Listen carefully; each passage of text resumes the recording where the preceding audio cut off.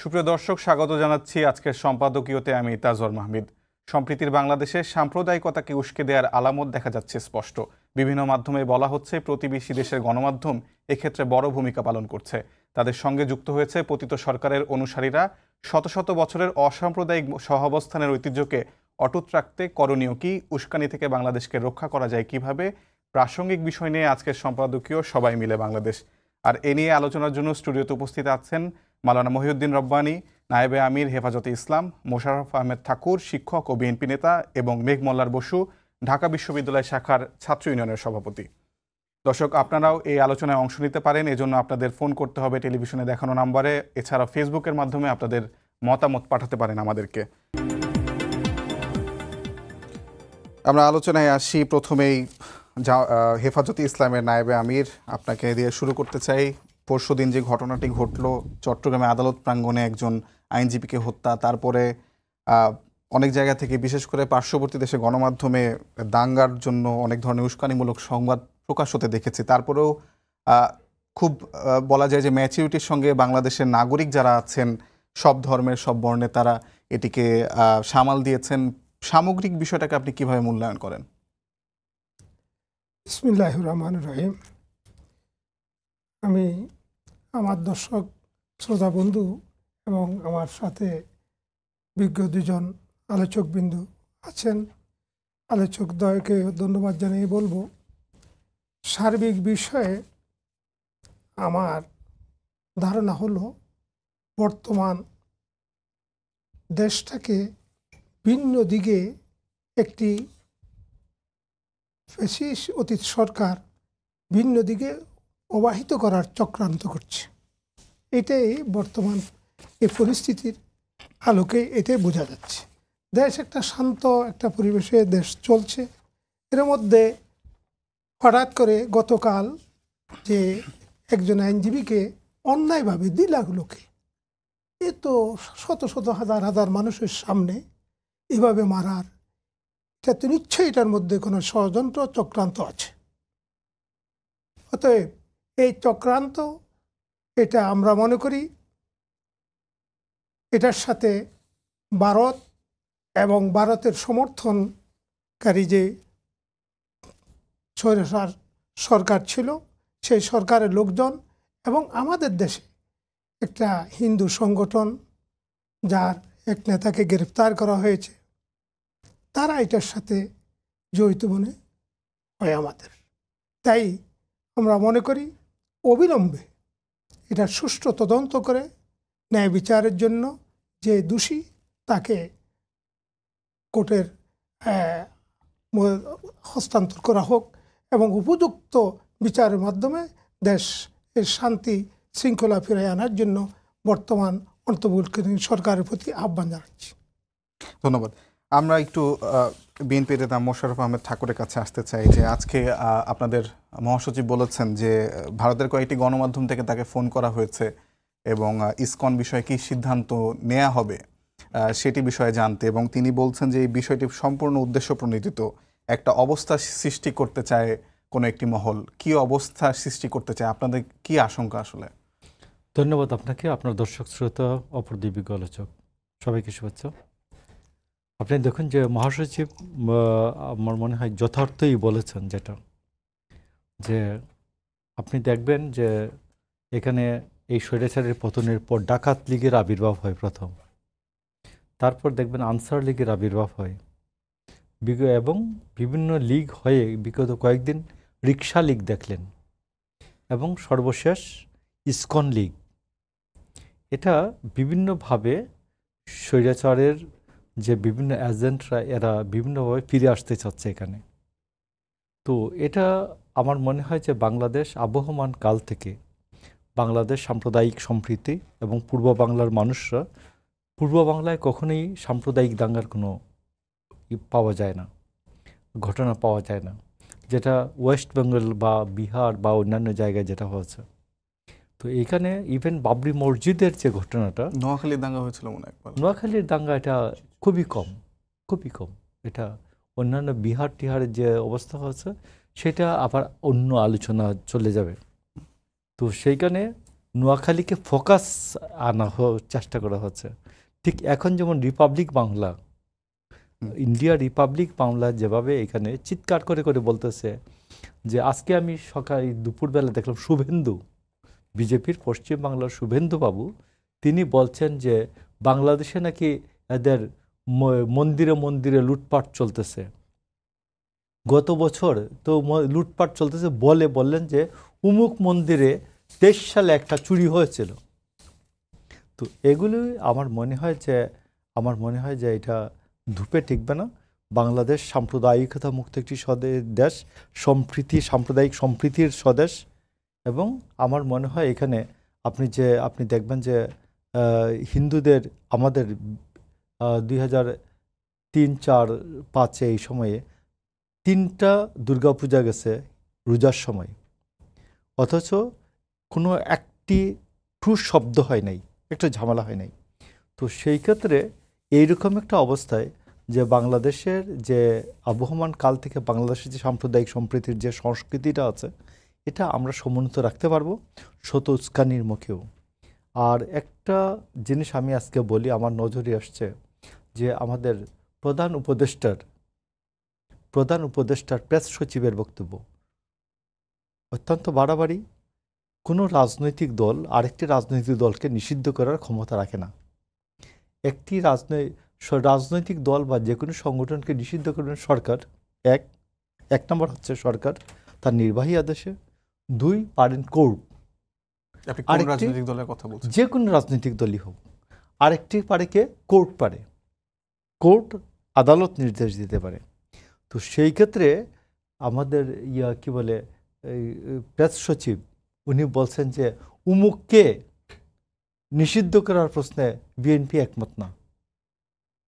তো এই যে ব্লেম গেম, এগুলা আপনি জাতীয় ঐক্যের কথা বলবেন, চিপায় পড়লেই বলবেন জাতীয় ঐক্য করেন, যে আসেন জাতীয় ঐক্য করি, আর আপনার কর্মের দায়িত্ব আরেকজনকে দিয়ে দিবেন, এটা হয় না, এটা খারাপ। এটা যদি অধিকাংশ মানুষ চায় যে আওয়ামী লীগ নিষিদ্ধ হোক, যদি অধিকাংশ মানুষ চায় করে দিবে, গভর্নমেন্ট করবে। আমি কি অর্ডিন্যান্স জারি করার মালিক? আমি সেখানে বিএনপি অর্ডিন্যান্স জারি করার মালিক। সরকারের সঙ্গে তো একটা সরকার তো একটি রাজনৈতিক দলগুলোর সঙ্গে আলোচনার ভিত্তিতে সরকার উপদেষ্টা নিচ্ছে, দপ্তর বদল করতেছে, এটা কি বিএনপি কারোর সাথে আলোচনা করছে? কোনো আলোচনা করছে না। এই যে কি একটা ছানা সজীব ভুইয়াকে এলজিআরডি মিনিস্ট্রির মতো মিনিস্ট্রি দিয়ে দিছে, বিএনপিকে জিজ্ঞেস করেছে যে আপনারা এটা কি বলেন? যে 1991 সাল থেকে আমি আপনাকে বলি, ইভেন আরও আগে থেকে, এই যে স্থানীয় সরকার মন্ত্রণালয়ে দলের সিনিয়র মোস্ট যে নেতা, পার্টির চেয়ারপারসনের পরে বা সভাপতির পরে সিনিয়র মোস্ট নেতা দেখবেন 91 সালে ছিলেন ব্যারিস্টার সালাম তালুকদার। আওয়ামী লীগ যখন ক্ষমতা আসে জিল্লুর রহমান, তারপরে বিএনপি যখন ক্ষমতা আসে আব্দুল মান্নান ভুইয়া, তারপরে আওয়ামী লীগ যখন ক্ষমতায় আসলো আবার জিল্লুর রহমান। এইভাবে পার্টির সেকেন্ড সিনিয়র মোস্ট নেতারা এলজিআরডি মিনিস্ট্রি চালাতেন। তো আপনি এইসব মেজর যে সিদ্ধান্ত নেন, বিএনপিকে কি জিজ্ঞেস করেন না? বয়সের ভারে কি আপনি তাকে অযোগ্য মনে করছেন? কারণ তারা তো এটা অনেক বড় অভ্যুত্থান ঘটিয়েছে, সেটা তো অনেক বড় রাজনৈতিক দল ঘটাতে পারেনি। আমি আপনাকে একটা কথা বলি, 16 বছর বয়সের একটি ছেলে যদি আইসা বলে বাবা আমি বিবাহ করিব, আমি যেমন ছেলেকে বারণ করিব, আর 36 বছর বয়সে যদি আমার ছেলে বিবাহ করতে না চায়, তাহলে আমি জিজ্ঞাসা করিব যে কেন চাও না? 12 বছর বয়সের ছেলের মুখে যেমন দাড়ি গুফ মানায় না, আর 22 বছর বয়সের ছেলের মুখে যদি দাড়ি গুফ না থাকে, সেটাও মানায় না। তো এই জন্য আপনাকে বলছি যে সমস্ত কিছুর একটি সৌন্দর্য আছে, সমস্ত কিছুর একটি পরিমিতি বোধ আছে, এটা বুঝতে হবে। ঠিক আছে, আমরা সম্ভবত আজকের টপিক থেকে একটু দূরে সরে যাচ্ছি। মেঘমল্লার বসু, আপনার কাছে জানতে চাই যে বাংলাদেশে যেই ইসকনকে কেন্দ্র করে যে ঘটনা, সেখানে ভারত একটি বিবৃতি দিল, ভারতের পররাষ্ট্র মন্ত্রণালয়, এবং সেখানে বাংলাদেশে অনেক ধরনের সাম্প্রদায়িক হামলা হচ্ছে এরকম বলছে। সারা বিশ্বের হিন্দুদের কি আসলে রক্ষা করার দায়িত্ব ভারত নিয়েছে এমন কি মনে হয়? তাদের মধ্যে কি একটা মেসায়া কমপ্লেক্স কাজ করে কিনা, আপনি কি মনে করেন? না, এটা তো আসলে মেসায়া কমপ্লেক্স না। যদি খুব সরল করে বলি, সেটা হচ্ছে যে শেখ হাসিনা আমলে মানে ভারতকে বিভিন্ন রকম বাড়তি অন্যায্য সুবিধা দেওয়া এবং অসম চুক্তি করার যে বিষয়গুলি, সেগুলি এমন একটা পর্যায়ে চলে গিয়েছিল যে এটা আসলে যে কোনোভাবেই হোক এটা আর লাস্ট করতো না। মানে এটা অন্যান্য যারা পরাশক্তি আছে তাদের চোখেও খুবই মানে নগ্ন হয়ে যাচ্ছিল আর কি ধীরে ধীরে, যে এটা আসলে আস্তে আস্তে একটা ভেসেল স্টেটে পরিণত হচ্ছে বাংলাদেশ। এটা সর্বোচ্চ আমরা রামপাল নিয়ে আজকেও আপনাদের চ্যানেলেই খবর দেখছিলাম যে রামপাল বিদ্যুৎ কেন্দ্র নিয়ে নতুন সরকারের যে রিসার্চ তারা কি বলছে। রামপাল এমন একটা চুক্তি যেটা হচ্ছে ভারত তার দেশে করতে পারে নাই তার হাইকোর্টের কারণে, সে বাংলাদেশে রামপালের মতো একটা প্রজেক্ট করতেছে। আমরা দেখতে পাচ্ছি যে আপনার এই যে করিডোর বলবেন না কি বলবেন, টেকনিক্যাল জিনিস নিয়ে অনেক আলোচনা করে। মোদ্দা কথা যে আমার দেশের মানুষ তার সীমান্ত পার হতে গেলে গুলি খেয়ে মারা যাবে, আর আমি আমার দেশের ভিতর দিয়ে তাকে হচ্ছে তার 7 সিস্টার্সে মানে জিনিসপত্র নিয়ে যাওয়ার জন্য ট্রেনের করিডোর দিব। তো এই যে সুযোগ সুবিধাগুলো তো ভারত রাতারাতি হারায় ফেলছে।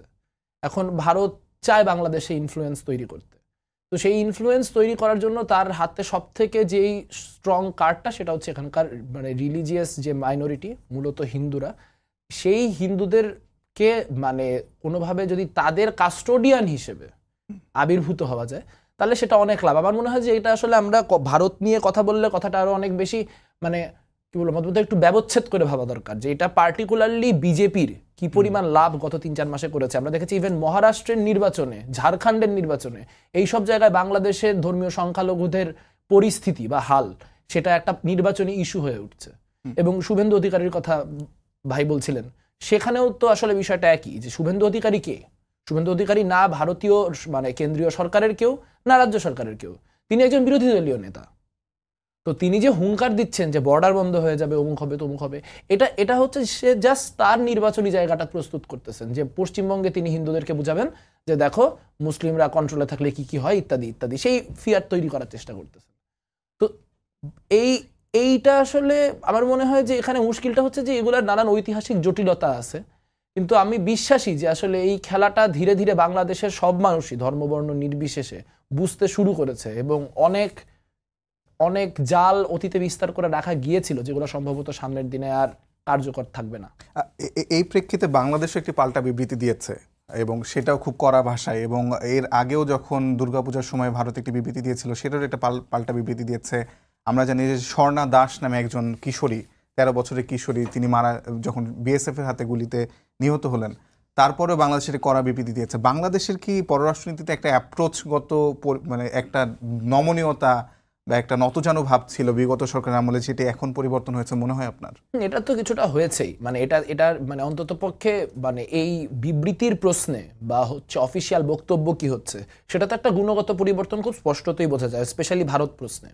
যে আমরা বিভিন্ন জিনিসপত্রগুলোকে এই আগে হলে যেটা হতো সেটা হচ্ছে আওয়ামী লীগ আমলে যদি শুভেন্দু অধিকারী এরকম বক্তব্য দিতেন তাহলে বলা হতো যে এটা উনাদের অভ্যন্তরীণ বিষয়, যে ওটা উনারা উনাদের দেশের উদ্দেশ্যে বলতেছে, এটা আমাদের কিছু বলে নাই।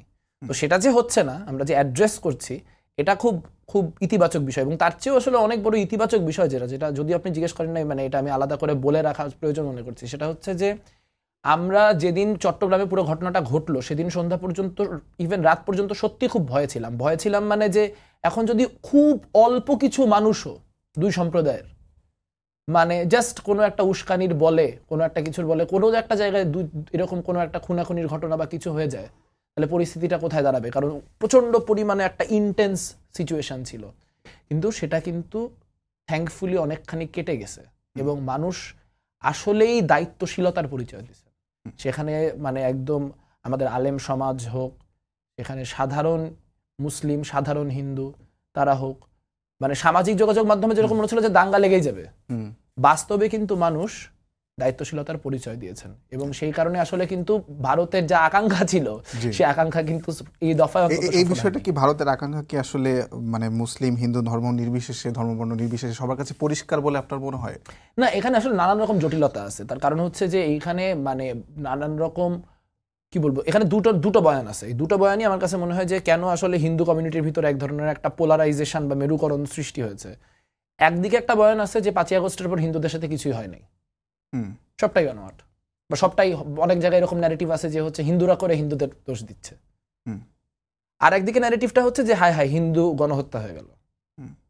তো এখন এর মাঝখানে যে লোকটা রেশনাল, যে ঠান্ডা মাথায় ভাইবে দেখার চেষ্টা করতেছে, সে আসলে কোন দিকে যাবে? সে তো জানে যে এই মানে দুটো ন্যারেটিভের একটা ন্যারেটিভও তার না। কিন্তু সে এই মুহূর্তে এই কথাটা বললে যেটা হচ্ছে সেটা হচ্ছে দুই তরফের থেকেই একটা চাপ তৈরি হচ্ছে, যেটা আসলে হিন্দু সম্প্রদায়ের ভিতরে, বিশেষত আমরা যারা জুলাই অভ্যুত্থানের সাথে খুব মানে স্পষ্ট শক্তভাবে ছিলাম, এটা কিন্তু আমাদেরও কমিউনিটির ভিতরে ইন্টারনালি বোধ করতে হচ্ছে। কিন্তু সেটা কোনো অসমাধানযোগ্য সমস্যা না। মানে যদি আসলে আমাদের মনোযোগটা ভারতকে বা দুনিয়াকে কি বুঝাইতে হবে এটা ফোকাস না করে আমি যদি আমার জনগোষ্ঠীর দিকে ফোকাস করি, যে আমার বাংলাদেশি হিন্দু ইসকন নিয়ে কি ভাবতেছে আসলে, মানে তার সাথে এই বিষয়ে বাকিদের একটা মত পার্থক্য হচ্ছে কেন, মনে হয় যে সেগুলো যদি একটু মানে চিন্তা করা যায়, অ্যাড্রেস করা যায়, তাহলে আসলে সেটা খুব অসমাধানযোগ্য না। যদি ইসকনে কি ভাবছে সেটা আপনার কাছে যদি উত্তর থাকে আমরা সেটা পরে শুনবো। আমরা মোশাররফ আহমেদ ঠাকুর আপনার কাছে আসতে চাই। আমি শুভেন্দু অধিকারীর কথা আপনি বলছেন, মেঘমোল্লার বসুও বলছিলেন। শুভেন্দু অধিকারীর একটি বক্তব্য দেখছিলাম, তিনি বলছেন যে আমরা এর আগে এরশাদ আমলের সরকার দেখেছি, বিএনপি দেখেছি, আওয়ামী লীগের দেখেছি, কিন্তু এই ছোকরা ছেলেগুলা যে পরিমাণ নাবালক ছেলেগুলা যে এরকম ভারত বিরোধী একটা মনোভাব নিয়েছে সেটা এর আগে কখনো দেখা যায়নি। তার মানে তো এই ক্ষেত্রে আবার আমার ভিন্ন মত। আমাদের যে যে কি বলে যে আমাদের ইয়াং যে যারা আছেন যে মিনিস্ট্রি চালাচ্ছেন, এরা যে মিনিস্ট্রি খারাপ চালাচ্ছে তা না, কিন্তু আমি বলছি অন্য কথা। সেটি হচ্ছে যে একটা কাজের, প্রত্যেক কাজেরই একটা গভীরতা আছে, গভীরতার প্রশ্ন আছে, কাকে দিয়ে কোন কাজটা হবে। যেমন আমার ভাইকে যদি আপনি যে একটা ভারী কাজ যদি দেন, সেটা উচিত হবে না। আপনি একটা ভারী কাজ করতে পারবেন। আবার আমার ভাইকে যদি একটা বুদ্ধি, অভিজ্ঞতার যে সমৃদ্ধ কোনো একটা কাজ করতে দেন, এটা অনেক বেটার। আমি এই কারণে বলছি যে সেটি এলজিআরডি মিনিস্ট্রির কথা। কিন্তু নাহিদ এবং আসিফ মোহাম্মদ সজীব ভুইয়া তারা যে খারাপ চালাচ্ছে তা না, কিন্তু এটা হলো আমার বক্তব্য। কিন্তু শুভেন্দু অধিকারী যেটা বলেছেন, এই নাবালক ছেলে, এটা এটা এটা ওনার বক্তব্য, ওনার বিষয় না, এটা আমার বাংলাদেশের বিষয়, এটা আমার বাংলাদেশের বিষয়। আমার সন্তানকে আমি কি বলবো সেটা আমার দায়ী, আমার বিষয়। এটা শুভেন্দু অধিকারীর বিষয় না। মেঘমোল্লার বসুকে আমি শাসন করব না, স্নেহ করবো, এটা আমার বিষয়, এটা শুভেন্দুর বিষয় না। তো এটা হচ্ছে আমার বক্তব্যটা। আপনি দেখেন বাংলাদেশের সংবিধানের 28-এর অনুচ্ছেদে যেটা আপনি কোর্টে আপনি ইমপ্লিমেন্ট করতে পারবেন, সেটা হচ্ছে ধর্ম, বর্ণ, নারী, পুরুষ ভেদে কোনো কারণে রাষ্ট্র কোনো নাগরিকের প্রতি বৈষম্য প্রদর্শন করবে না। যদি কোনো বৈষম্য প্রদর্শন করা হয় তাহলে আপনি আদালতে যেতে পারবেন, সংবিধান 102 অনুচ্ছেদ অনুযায়ী। তো সেই ক্ষেত্রে এবং সংবিধানের মূলনীতি যে 19 অনুচ্ছেদ, সেইখানে আপনি দেখবেন যে সকল নাগরিকের জন্য সুযোগের সমতা বিধান করা হবে। তো আমার এই জায়গায় যে আমি আপনি বলছি যে আমার এখানে এটা সংবিধানের এই কাগজে, কথাটা কাগজে না, বাংলাদেশের মানুষ যে এত সহনশীল, এত সহনশীল, পৃথিবীর মধ্যে পৃথিবীর যে কোনো রাষ্ট্রের সাথে এটা তুলনা করা যেতে পারে। পৃথিবীর আমার রাষ্ট্রে 3 দিন গভর্নমেন্ট ছিল না, 5 তারিখ থেকে 8 তারিখ পর্যন্ত। সে পৃথিবীর বড় বড় বহু দেশে 1 ঘন্টার জন্য ব্ল্যাক আউট হলে ডাকাত লুটপাট শুরু হয়ে যায়। আমার এখানে 3 দিন গভর্নমেন্ট ছিল না। পৃথিবীর কয়টা রাষ্ট্র কল্পনা করতে পারে তার এখানে গভর্নমেন্ট ছিল না 3 দিন, আর তার এখানে রাষ্ট্রটা টিকে আছে, আমার এখানে রাষ্ট্র টিকেছে।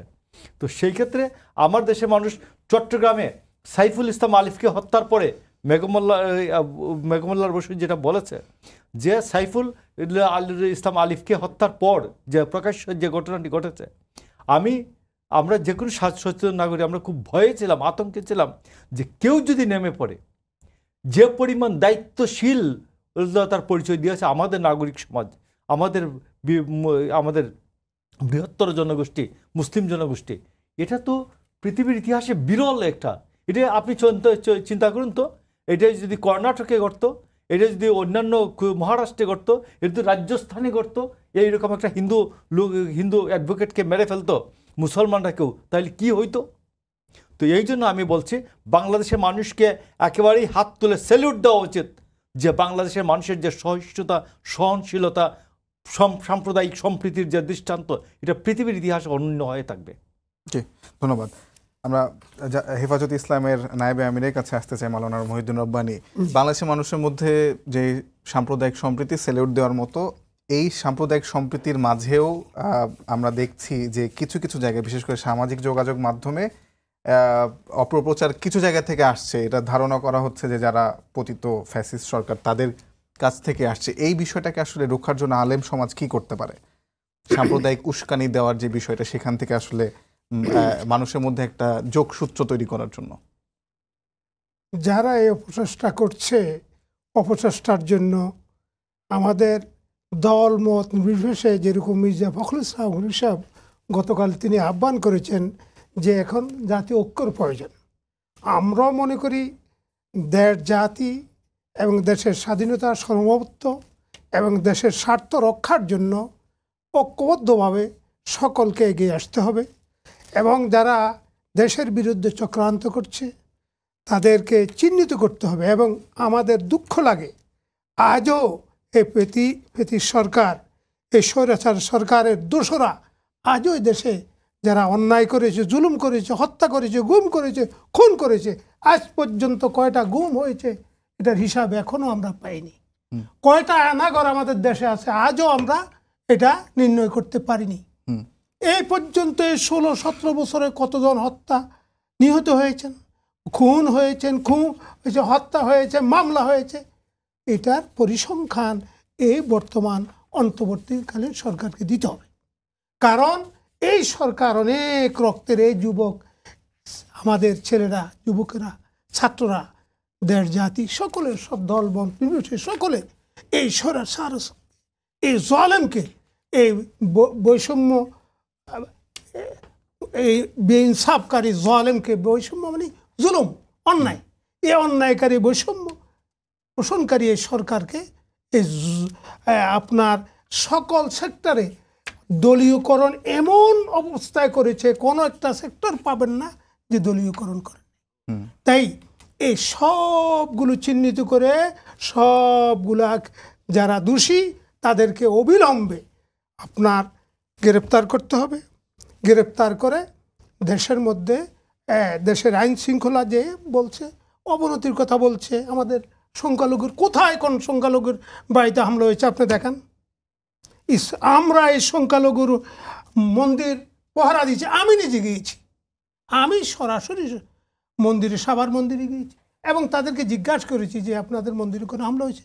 আমাদের সবচেয়ে বেশি মন্দির সাভারে, পুরো বাংলাদেশের মধ্যে একটা মন্দিরে হামলা হয় নাই এবং আপনাদের মাদ্রাসার ছাত্ররা, হেফাজত ইসলাম কর্মীরা এবং অন্যান্য ধর্ম আপনার আমাদের বিএনপি জামাত সহকারে যারা আছে সবাই আমাদের খোঁজখবর নিয়েছে, পড়া দিয়ে আমাদের খুব শান্ত সুন্দরভাবে আমরা জীবনযাপন করছি। কোনো রকম কোনো আমাদের উপরে কোনো আক্রমণ, কোনো অত্যাচার, কোনো জুলুম হয়নি। একজন একটা দেখান যে অমুক মন্দিরে হামলা হয়েছে, এটা মিথ্যা একটা অভিযোগ। আমাদের পার্শ্ববর্তী দেশ, এত বড় শক্তিধর দেশ, আমাদের পার্শ্ববর্তী দেশ, তারা হবে আমাদের প্রতিবেশী ভাই হিসাবে, বড় ভাই হিসাবে, যেরকম বড় দেশ বড় ভাই সেই হিসাবে আমাদের সাথে ব্যবহার করবে। তা না করে যদি আমাদের উপরে তারা ওই অতীতের সরকারের উপরে যেরকমভাবে তারা চাপিয়ে সব কিছু তাদের স্বার্থ হাসিল করে নিয়েছে, সেরকম যদি এখনও বিজেপি সরকার চিন্তা করে বা কংগ্রেস চিন্তা করে তাহলে বুলেট পাস করবে। আমরা কোনো প্রকার যেটা বরদাস্ত। আপনি বলছেন যে এই 5 আগস্টের পরে কোনো মন্দিরে হামলা হয়নি, হয়তো কিছু কিছু জায়গায় হয়েছে, দুইটা জায়গায় হয়েছে, কিন্তু আমার কাছে, আমি আসলে এই 5 আগস্টের পরে যে সংখ্যাটা সেটি অনেক কম। আমি গত যদি 13-14 বছরের ঘটনা দেখি, যে 2013 সালের পর থেকে প্রায় আমার কাছে যে তথ্য আছে তার মধ্যে দেখা যাচ্ছে প্রায় 11,500 মন্দিরে হামলা বা সংখ্যালঘু সম্প্রদায়ের প্রতি হামলা হয়েছে। এই হামলাগুলো তাহলে করতো, এইগুলো, এই হামলা যেগুলো বলছেন, এই যে আমাদের অতীত যে সরকার ছিল তার আমলে তার লোকেরাই করেছে। এখন আপনি যদি খোঁজ খবর নেন, দেশ স্বাধীন হওয়ার পর থেকে এই পর্যন্ত হিন্দুদের যে সম্পত্তি বাড়িঘর কারা দখল করেছে আপনি পাবেন ওই আওয়ামী দোসররা, ও আওয়ামী লীগের এমপি, এমএলএ, হ্যাঁ, ওই মন্ত্রী, এমপি, আপনার উপজেলা চেয়ারম্যান, ওই আপনার সাদা, অর্থাৎ আওয়ামী লীগের লোকেরাই এই হিন্দুদের সম্পত্তি এবং বাড়িঘর দখল করেছে, তাদের উপর আক্রমণ করেছে। বহুত প্রমাণ আছে। অতীত আপনার সকল পত্রপত্রিকা এবং নিউজ দিয়ে খবর সব জায়গায় পাবেন। যা করেছে আওয়ামী লীগের সময় যা হয়েছে সব তারাই করেছে। তারা করে একটা দেশের মধ্যে একটা তাদের হীন স্বার্থ চরিতার্থ করার জন্য এসব চক্রান্ত আওয়ামী লীগ অতীতও করেছে, এখনও হিন্দুদেরকে এখন লেগে দিচ্ছে। ইসকন সহকারে কিছু ইসকন তো আমরা হিন্দু একটা সংগঠন, উগ্রবাদী সংগঠন, এটা হিন্দুদের জন্য এই সংগঠনটা আমরা অর্থাৎ হিন্দুদের আপনার স্বার্থ রক্ষাকারী সংগঠন হিসাবে তাদের সুরক্ষা করবে এই সংগঠন এই ধরনের না, বরং এটা জঙ্গি সংগঠন। তাই আমরা সরকারের দাবি করব এই সংগঠনকে অবিলম্বে নিষিদ্ধ করা হোক এবং যারা দোষী তাদেরকে আপনার আইনের আওতা আনা হোক। আল্লাহ রসুল সাল্লাল্লাহু আলাইহি সাল্লাম হাদিসের মধ্যে, বুখারী শরীফ হাদিস 3166 নম্বর হাদিস, আল্লাহ রসুল বলেছেন, মান কাতালা মুআহিদান লাম ইয়ারি রাহের জান্নাহ। আল্লাহ রসুল বলেন, কোনো ব্যক্তি যদি কোনো সংখ্যালঘু মানুষকে, কোনো মুসলমান যদি হত্যা করে, তাহলে সে বেহেশতের ঘ্রাণও পাবে না। বাস্তবতা কি? ওয়াইন্না রিহাহা তুজাদু মিন মুসিরাতি 40 আমা। আল্লাহ রসুল বলেন, বেহেশতের ঘ্রাণ 40 বছর দূরত্ব থেকে পাওয়া যাবে। আর এই ব্যক্তি যেহেতু মুসলমান, সে একজন হিন্দু, বৌদ্ধ, খ্রিস্টান সংখ্যালঘু হত্যা করেছে বিধায় সে বেহেশতে যাওয়া তো দূর কথা, বেহেশতের ঘ্রাণও পাবে না। ইসলাম এত অধিকারী দিয়েছে। আল্লাহ রসুল আরেকটা হাদিস, মান যালামা মুআহিদান আও ইনতা কাসাহু হাক্কান আও কাল্লাফাহু ফাওকা তাকাতিহি আও আখাযা মিনহু শাইআন বিগাইরি তিবি নাফসিন ফাআনা হাজিজুহু ইয়াউমাল কিয়ামা। আল্লাহ রসুল বলেছেন, এটা হলো আবু দাউদের হাদিস, 3052 নম্বর হাদিস। আবু দাউদ শরীফে আল্লাহ রসুল বলেন, কেউ যদি কোনো সংখ্যালঘু ব্যক্তির উপর জুলুম করে, অথবা তার অধিকার খর্ব করে, অথবা তার শক্তির বাহিরে তার উপরে কোনো কিছু প্রয়োগ করে, শক্তির বাইরে দেন, তার উপরে ট্যাক্স 10 টাকার জায়গায় 20 টাকা করে দিলাম, তার শক্তির সামর্থ্য যোগ্যতার বাহিরে তারও কিছু আরোপ করলাম, অথবা তার থেকে কোনো কিছু গ্রহণ করলো, কোনো চাঁদা নিল, তার ইচ্ছাবাদী অনিচ্ছাকৃতভাবে জুলুম অন্যায় করে যদি কিছু নিল, আল্লাহ রসুল বলেন, কিয়ামতের ময়দানে ওই সংখ্যালঘু ব্যক্তির পক্ষে হইয়া আমি আল্লাহর কাছে বিচার দেব। অসংখ্য ধন্যবাদ আপনাকে। মেঘমুল্লাহ বসু, যেমন প্রশ্নটা ছিল আমার, যে গত 13-14 বছর বা 15 বছরে কি আপনার এরকম মনে হচ্ছে যে মন্দিরে আওয়ামী লীগ আগুন ধরিয়ে সেটার থেকে আলো পোড়া খেয়েছে? হ্যাঁ, এটা তো অনেক ক্ষেত্রে আওয়ামী লীগের এরকম মানে প্রত্যক্ষ সম্পৃক্ততা আমরা দেখতে পেয়েছি, এবং আমরা এটা খুব স্পষ্ট বুঝি যে আসলে সরকার মানে ওই পশ্চিমবঙ্গের উদাহরণ দিয়েই বলি, জ্যোতি বসুর একটা বিখ্যাত কথা ছিল, যখন 92-তে অন্য সব জায়গায় দাঙ্গা হয়েছে এবং পশ্চিমবঙ্গে হয়নি, হ্যাঁ, সরকার না চাইলে দাঙ্গা হয় না। তো বিষয়টা অনেক ক্ষেত্রে ওইরকম আর কি, যে ক্ষমতার এক ধরনের মদত না পেলে, মানে আমার মনের মধ্যে থাকতে পারে যে আমি মন্দির ভেঙে দিতে চাই, কিন্তু আমি যদি জানি যে এখানে পুলিশ আছে, এখানে যদি আমি এটা করে পার পাইতে যাই আমাকে পুলিশ আটকাবে এবং আমি পার পাবো না, এই লোকগুলা আসলে তার ওই সব ক্ষেত্রে এরকম কিছু করে না। কাজে এখানে সরকারের বহু ক্ষেত্রেই তো প্রত্যক্ষ ভূমিকা ছিল, মানে আমরা সেটা রামুর ক্ষেত্রে দেখেছি, সেটা আমরা এই যখন সাঁওতাল পল্লী থেকে মানুষ উঠিয়ে দেওয়া হয়েছে রাজশাহীতে তখন দেখেছি, এটা আমরা মানে বারবার করেই দেখেছি যে এখানে সরকারের পক্ষের বা ক্ষমতা কাঠামোর লোকজনের এক ধরনের প্রত্যক্ষ ভূমিকা ছিল। ইসকনের সঙ্গে আসলে যে পুরো সমগ্র হিন্দু সম্প্রদায়কে মিলিয়ে ফেলে এক ধরনের প্রতিক্রিয়া সামাজিক যোগাযোগ মাধ্যমে আসছে, বিশেষ করে আমার অনেকের ধারণা যে এটা আসলে পতিত স্বৈরাচারের পক্ষ থেকে আসছে, এটা কি মনে করেন যে ইসকনকে আসলে পুরো হিন্দু সম্প্রদায়কে রিপ্রেজেন্ট করে? এটা একটু জটিল, একটু if you allow me some time. সেটা হচ্ছে ইসকন বাংলাদেশে 3-4-5 বছর আগে খুবই মার্জিনাল একটা সংগঠন ছিল, মানে ইসকন এত গুরুত্বপূর্ণ কোনো সংগঠন বাংলাদেশে হিন্দুদের মধ্যে ছিল না। এখন ইসকনের যেরকম মানে মুসলিমদের মধ্যেও নানান রকম মানে একই গ্রুপিং এর মধ্যেও নানান রকম ভাগ আছে না, নানান রকম মতাদর্শিক বেসিসে, তো হিন্দুদের মধ্যেও অনেক রকম মত আছে, এবং বৈষ্ণব যে ধারা, সে বৈষ্ণব ধারার পুরোটা যে ইসকন পন্থী তাও না, বৈষ্ণবদেরও একটা খুবই নির্দিষ্ট অংশ ইসকনপন্থী। এবং গত 1-2 বছর আগ পর্যন্ত আপনি দেখবেন যে 2021-এর আগ পর্যন্ত ইসকনের সাথে অনেক প্রমিনেন্ট হিন্দু সংগঠন এক মঞ্চেও দাঁড়াতো না। এখন গত 3-4 বছরে যে জিনিসটা হয়েছে সেটা হচ্ছে যে এই জিনিসটা মানুষ অনেক ক্ষেত্রে ভুলে যান, সেটা হচ্ছে যে আওয়ামী লীগ আমলে শেষ 2-3 বছর কিন্তু ইসকন এখন যেই কাজটা করছে, যে ইন্টারন্যাশনাল লবি ব্যবহার করে, সেটা ইন্ডিয়া হতে পারে, আমেরিকা হতে পারে, যে তারা হিন্দুদের এজেন্ডা ইন্টারন্যাশনাল লবিতে পুশ করে দেবেন, এরকম একটা বিষয়, সেটা জাতীয় সরকারের সঙ্গে বা মানে দেশের সরকারের সাথে কাজ না করে বরং এই দিকে জিনিসটাকে ড্রাইভ করা, তো সেরকম কিছু কাজকর্ম তারা করেছেন। তাতে যেটা হয়েছে, যেহেতু আওয়ামী লীগের আমলে একটা বড় সময় কোনো রকম বিচার দেশের রাষ্ট্রের কাছ থেকে পাওয়া যাচ্ছিল না, সেই জায়গা থেকে যখন কিনা সেই বিচারগুলো মানে পাওয়ার ক্ষেত্রে বা এক ধরনের প্রভাব রাখার ক্ষেত্রে বাইরের লবিগুলো গুরুত্বপূর্ণ ভূমিকা পালন করেছে, তখন অনেক ক্ষেত্রে অনেক হিন্দু ইসকনের এক ধরনের শরণাপন্ন হয়েছে। এরাই পারবে, মানে আমার গ্রিভেন্স আর কেউ বাইরে যেয়ে বলতে পারবে না, এরাই পারবে। 5ই আগস্টের পর একটা খুবই ঘোলাটে পরিস্থিতি সৃষ্টি হয়েছে। এটা নিয়ে আমি আসলে কেন হয়েছে, কি করছে, আমি এই ব্যাপারে কোনো রকম মানে না জেনে মন্তব্য করতে চাই না, কারণ আমার কাছে ব্যাপারটা স্পষ্ট না। কারণ ইসকন কিন্তু বাংলাদেশে 70-এর দশক থেকে আছে। স্বামীবাগের যে মন্দির, এটা অনেক পুরানো মন্দির। কিন্তু এই 5ই আগস্টের পর কি হলো, কেন 8ই আগস্ট 9ই আগস্টের পর থেকে তাদের কোনো একজন নেতার হঠাৎ করে হিন্দু জাগরণের প্রধান হয়ে উঠতে হলো, এবং সেটা কেন্দ্র করে তারা বারবার কেন এই ভাষায় কেন কথা বলছেন এতগুলো লোক, মানে বাঁচার কথা বলবে তো, মানে মরার কথা বলছে আর কি, যে আমরা তো মরেই যাচ্ছি, তাহলে আমরা সবাই একসাথে মরবো, মানে এই ল্যাঙ্গুয়েজ কেন?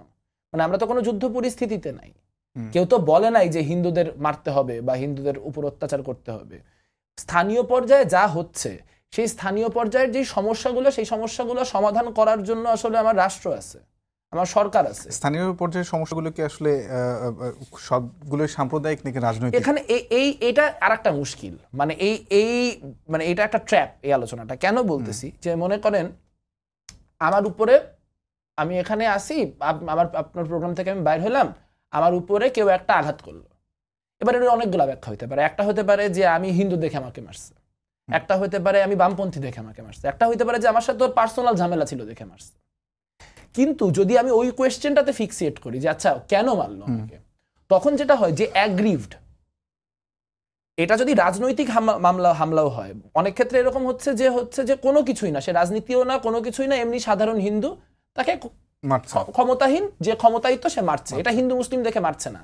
কিন্তু ওই বারবার আমরা ওই প্রশ্নে ফিরে যাচ্ছি দেখে যে অ্যাগ্রিভড, তার গ্রিভেন্সটা অনেক ক্ষেত্রে মিটানো হচ্ছে না। ওই গ্রিভেন্সটা মিটানোয় মনোযোগ দিলে বাকি সবকিছু অটোমেটিক্যালি ঠিক। অসংখ্য ধন্যবাদ। একটা প্রশ্ন এখান থেকে আসে যে অনেক সময় বলা হয় যে রাজনৈতিক যেসব হামলাগুলো হচ্ছে সেগুলো রাজনৈতিক, এগুলো সাম্প্রদায়িক না।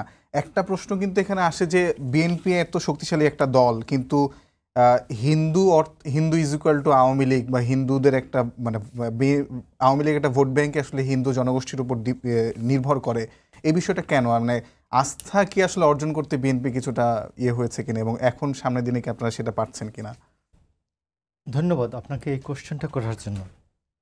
আপনি দেখবেন আমাদের গয়েশ্বরচন্দ্র রায় রক্তাক্ত হয়ে রাস্তায় পড়ে থাকেন এবং সারা গায়ে রক্ত, তখন কিন্তু কোনো হিন্দু হিসাবে এটার প্রতিবাদ করেন না। গয়েশ্বর রায় একজন হিন্দু, নিপুণ রায় চৌধুরীকে যখন পিঠায়, তখন কেউ বলে না যে নিপুণ রায় চৌধুরী একজন হিন্দু মেয়ে, তার গায়ে আঘাত আসলো কেন। তো এইরকম আমি আপনাকে বলছি যে এটা দুর্ভাগ্যজনক যে আমরা হিন্দুদের এই জায়গাটা, আস্থার যে জায়গাটা, এই জায়গাটাতে আমাদের লফলস বা ল্যাকিংস যাই বলেন এটা আছে। এটা গয়েশ্বরচন্দ্র রায় খুব ক্ষোভের সাথে বা ইয়ার সাথে বলেছিলেন, যে শ্লেষের সাথে বলেছিলেন যে হিন্দুরা দেশে থাকলেও আওয়ামী লীগ ভোট পায়, আর হিন্দুরা দেশ ছাড়লে তাদের সম্পত্তি পায় আওয়ামী লীগ। এবং আমার ভাই যেটা বলেছেন যে মৌলানা সাহেব, যে শত্রু সম্পত্তির 80 ভাগ থেকে 90 ভাগ শত্রু সম্পত্তি এটা আওয়ামী লীগারদের দখলে। আপনি খুলনা থেকে আরম্ভ করে যান, এবং ওয়ারিতে একজন বিখ্যাত আওয়ামী পার্লামেন্টারিয়ান ছিলেন, হিন্দু ভদ্রলোক, তার যে বাড়িটা, এটা শত্রু সম্পত্তি। এনিমি প্রপার্টির এই আইনটা কি আসলে আপনাদের ভালো লাগে? আমি এনিমি প্রপার্টি আইনটা রাখার খুব পক্ষে নই, কিন্তু এনিমি প্রপার্টি আইনটা এখন অ্যাবেন্ডেন্ট প্রপার্টি হিসাবে, এনিমি প্রপার্টি হিসাবে আর নাই। তো আপনি দেখবেন যে এর 80% থেকে 90% সম্পত্তি আওয়ামী লীগারদের দখলে। কিন্তু এটা কেন, কি অজানা কারণে এটা হচ্ছে, কারণটা হচ্ছে যে আওয়ামী লীগের সাথে ইন্ডিয়ার আমি ভারত শব্দটা ইচ্ছা উচ্চারণ করি না, ইন্ডিয়ার একটা চুক্তি, কি বলে, একটা মনস্তাত্ত্বিক যোগাযোগ আছে, আনহলি এই যোগাযোগ আছে। এই যোগাযোগটা যারা দেখবেন আপনি, যারা সচেতন হিন্দু আছে, এরা কেউ ইন্ডিয়াতে বাড়ি করে না। আমার বন্ধু আছে একজন হিন্দু, তার তিনি এই কি বলে ট্যাক্স কমিশনার হিসেবে রিটায়ার্ড করেছেন। তার স্ত্রী এখনও কি বলে এই অ্যাসোসিয়েট প্রফেসর ঢাকার একটা বড় স্বনামধন্য কলেজে। তাদের 1 টাকার সম্পত্তি, 1 পয়সার সম্পত্তি তাদের বাপের বাড়ির এবং তার শ্বশুর বাড়ির 1 পয়সার সম্পত্তি ইন্ডিয়াতে নাই। কিন্তু আমাদের অনেকেরই দেখবেন যে তারা মনে করে বাংলাদেশে ইনকাম করব, ইন্ডিয়াতে বাড়ি করব। সেটা সেফটি সিকিউরিটির অভাবে। তো এটা না, এটা মুসলমান তো আর সৌদি আরবে গিয়ে বাড়িঘর করছে না। কোন মুসলমান কি করছে? সৌদি আরবে গিয়ে করছে, পাকিস্তানে গিয়ে করছে, শুনছেন? আজ পর্যন্ত পাকিস্তানের দালাল যাদেরকে বলা হচ্ছে, এদের কেউরে কি দেশে কোন সংকটের পরে পাকিস্তানে পাইছেন? কিন্তু এই যারা ভারতীয় দালাল বলছেন, এদেরকে কিন্তু সংকটের পরে ইন্ডিয়াতে পাওয়া যায়। আপনি আসুন, আর এখানে আরেকটা ছোট্ট আপনাকে আমি একটা বহুমাত্রিকতা দেখাই। সেটা হচ্ছে যে দিল্লির সাউথ ব্লক যা চিন্তা করে, টোটাল ইন্ডিয়ার জনগণ তা চিন্তা করে না। টোটাল ইন্ডিয়ার জনগণ, সাউথের জনগণ যেভাবে দেখে, আমার প্রতিবেশী আসাম, মেঘালয়, ত্রিপুরা, তারপর আমার পশ্চিম বাংলার মানুষ কিন্তু ঠিক এইভাবে দেখে না। তো এইখানে আমি আপনাকে বলি যে আমরা স্বাধীনতা যুদ্ধের সময় 71-এর সময় আমরা আমাদেরকে যারা ভাত, তাদের প্লেটের ভাত ভাগ করে খাইয়েছে, আশ্রয় ভাগ করে দিয়েছে, নিজেরা গোয়াল করে আশ্রয় নিয়ে তার ঘরে জায়গা দিয়েছে, সেটা হচ্ছে আসামের লোক, সেটা হচ্ছে মেঘালয়ের লোক, সেটা ত্রিপুরার লোক, সেটা পশ্চিমবঙ্গের লোক। এরা আমাদেরকে যেভাবে কল্পনা করে, দিল্লির লোক আমাকে সেইভাবে কল্পনা করে না। আবার দিল্লির লোক যেভাবে কল্পনা করে, সাউথ ব্লকের লোকজন তাদের একটা হ্যাবিচুয়েটেড, এটা অভ্যাসগত একটা দৃষ্টিভঙ্গি দাঁড়িয়েছে যে বাংলাদেশকে আন্ডারমাইন করতে হবে, ঢাকাকে আন্ডারমাইন করে কথা বলতে হবে। এবং আমার যে ফরেন মিনিস্ট্রির যে অ্যাডভাইজার, সে ওই সময়ে কাজ করেছে তো, এবং তার একটা অভ্যাসগত ভাব আছে যে দিল্লিকে সালাম টুকে কথা বলা। এইখানে আমার মনে হয় যে একজন স্বাধীন চেতা মানুষকে ফরেন অ্যাডভাইজার করে দেওয়া উচিত। এবং দিল্লি যেহেতু নেপালের স্বাধীনতায় কিছু করতে পারে নাই, শ্রীলঙ্কার স্বাধীনতায় কিছু করতে পারে নাই, বাংলাদেশের স্বাধীনতার পশমটিও তার স্পর্শ করার ক্ষমতা নাই। অসংখ্য ধন্যবাদ। আমার মনে হয় যে এই সরকার পরিবর্তনের পর অনেক স্ট্রং স্টেটমেন্ট পররাষ্ট্র মন্ত্রণালয় দিয়েছে। তারপরেও আমি আপনার কাছে জানতে যে যেমনটি বলছিলেন আমাদের বিএনপি নেতা যে অনেকে পাকিস্তানের দালাল, কেউ বা ভারতের দালাল। আসলে আমরা পাকিস্তানের দালাল, ভারতের দালাল এরকম হয়ে যায় কেন? বাংলাদেশি হতে পারি না কেন? বাধাটা কোথায়? এটা আমার প্রশ্ন। এবং আপনাকে দিয়ে শেষ করবো অনুষ্ঠান, 2 মিনিট মতো সময় আছে। আরেকটা বিষয় হচ্ছে যে আগামীকাল শুক্রবার আপনাদের দেশব্যাপী কর্মসূচি আছে। আপনারা আসলে কিভাবে এই সম্প্রীতির যে বার্তা সেটি সারা দেশে ছড়িয়ে দিবেন? জি, আপনাকে ধন্যবাদ। আমার ভাই যে বলেছেন, আসলে এটা আমাদের দেশের মধ্যে যারা ভারতীয় দালাল, তারাই আমাদেরকে বলে এসব গালিতে। নাইলে তাদের মুখে শুনেছি, তাদের পররাষ্ট্রমন্ত্রী বলেছেন, তাদের মন্ত্রীরা বলেছেন, সংসদে এমপিরা বলেছেন যে আমাদের সাথে তাদের কিসের সম্পর্ক? স্বামী স্ত্রীর সম্পর্ক। এটা আমরা বলিনি, তারাই বলেছেন। তো তাহলে তারাই এখন আমাদেরকে বলো ভারতীয়। এখন তাদের যদি স্বামী সেই দেশে থাকে আর স্ত্রী যদি এই দেশে থাকে, তাইলে স্বামী স্ত্রীর সম্পর্ক যার, তো তিনি ভারতীয় হবে নাকি আমরা ভারতীয় হব? তাদের কাছে আমাদের প্রশ্ন। এটা আপনার মাধ্যমে আমি জাতির সামনে বলতে চাই, কারণ তাদের গুরুত্বপূর্ণ দায়িত্ব পররাষ্ট্রমন্ত্রী নিজে বলেছেন এবং অন্যান্যরা বলেছেন, আপনি শুনেছেন। তাহলে এখন আমাদের যে ভারতীয় দালাল ইত্যাদি, এগুলো আসলে খুব দুঃখজনক কথা।